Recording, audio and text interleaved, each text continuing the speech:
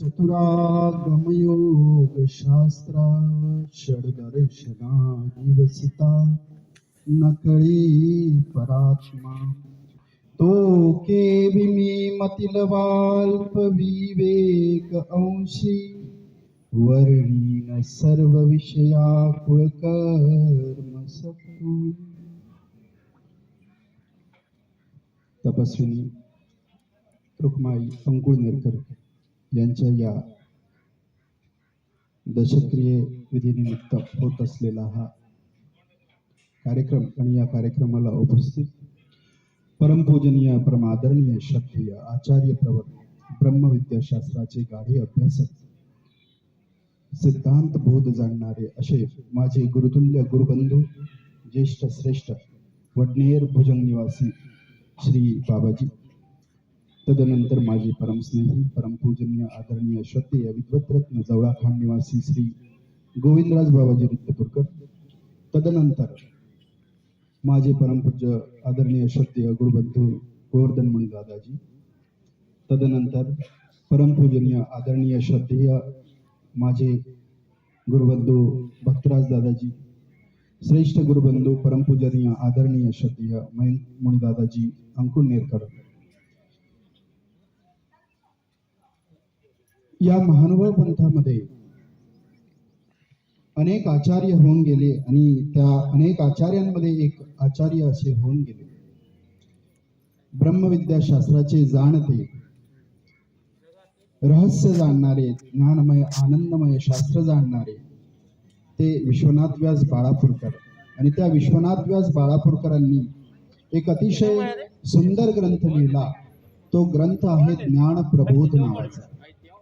त्या ज्ञान प्रबोधामध्ये त्यांनी परमेश्वराचं स्वरूप कसं असतं, परमेश्वर कसा आहे ते सांगितलं. आणि त्यामध्ये एक ओवी आलेली आहे. ते सांगतात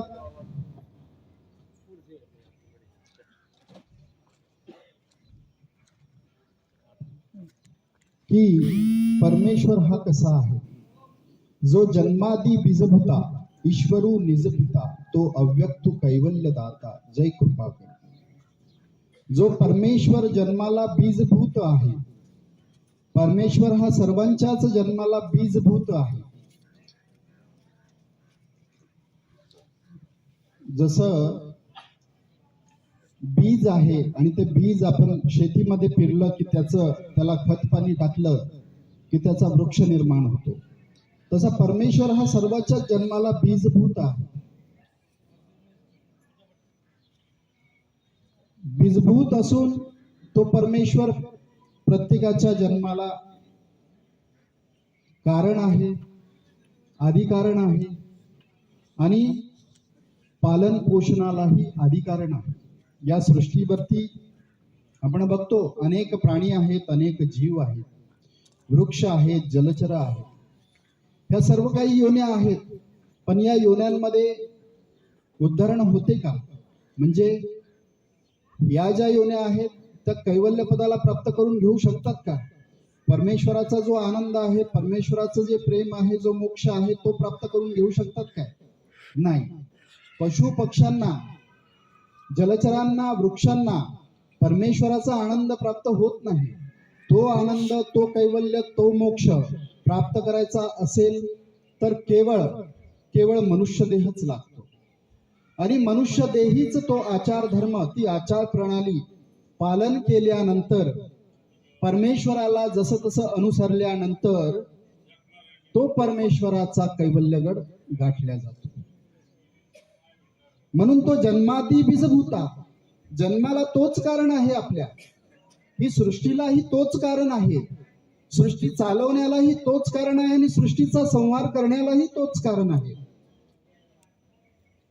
जन्मादी बीजभूता ईश्वरू निज पिता, तो ईश्वर निज पिता आहे.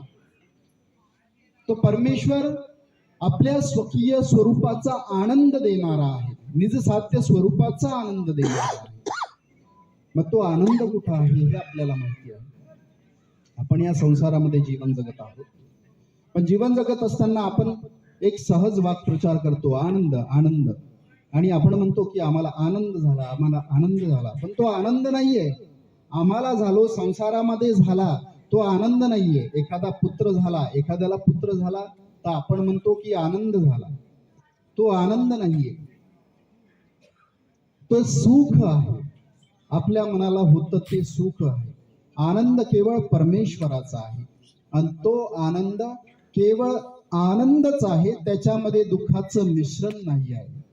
असा तो आनंद आहे आणि सुखामध्ये दुःखाचं मिश्रण आहे, म्हणून ते सुख आहे.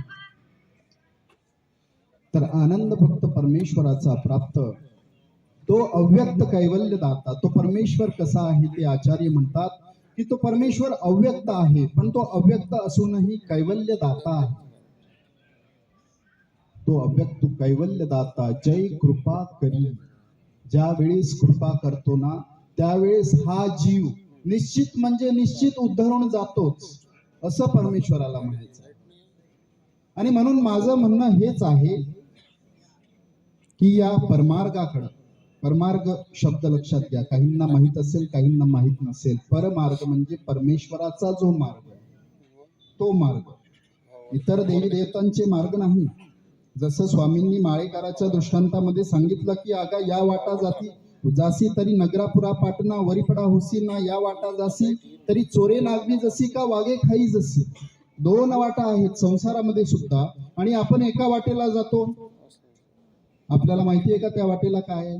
या वाटेला जातो, आपल्याला माहिती आहे काय आहे? चौफुलीवर असलं आपण तिथे विचारतो आम्हाला अमक्या अमक्या गावाला जायचं आहे, कुठे आहे रस्ता, आणि मग ते आपल्याला रस्ता सांगतात. तसं परमेश्वर जीवाला रस्ता सांगतात की तू माझ्याकडे मला शरण ये, माझी भक्ती कर. यांती देव व्रता देवान पितॄणी यांती पितृव्रता भूताणी यांती भूतेजा यांती मध्या जिनोपी माम. भगवंत श्रीकृष्ण भगवंत गीतेमध्येही हेच सांगत असतात की आपण ज्याची जशी जशी भक्ती करतो तो तसा तसा त्या त्या पदाला त्या त्या फळाला प्राप्त करून घेतो. यांती देव व्रता देवान, देवादिकांची भक्ती देवतांची भक्ती करणारे देवतांना प्राप्त होतात. पितृणी अंती पितृव्रता, पितृदिकांची भक्ती करणारे पितृलोकाला प्राप्त होतात. भूताणी अंती भूतेजा, भूतादिकांची भक्ती करणारे ते भूत योनीला प्राप्त होतात. आणि यांती मध्या जिनोपी, माझी भक्ती करणारे केवळ माझी, त्याच्यामध्ये मिश्रण नाही, केवळ परमेश्वराची भक्ती करणारे मला प्राप्त होतात, मला येऊन मिळतात, मी त्यांना माझा परम आनंद देतो, असा भगवंत श्रीकृष्ण सांगतात. म्हणून आपल्यावर त्या परमेश्वराची कृपा व्हावी यासाठी आपण सतत प्रयत्नशील असायला हवं. तपस्विनी रुक्मा आई अंकुळ निरकर यांनी सतत ते प्रयत्न केलेले आहे आणि त्यांच्या त्या प्रयत्नांना यश आलं, त्यांना फळ मिळालं, त्यांना अनुसरण घडलं. अनुसरणानंतरही देव धर्म चांगला घडला, परमार्ग चांगला जोडला. आता निश्चितच परमेश्वर त्यांना आपला आनंद देतील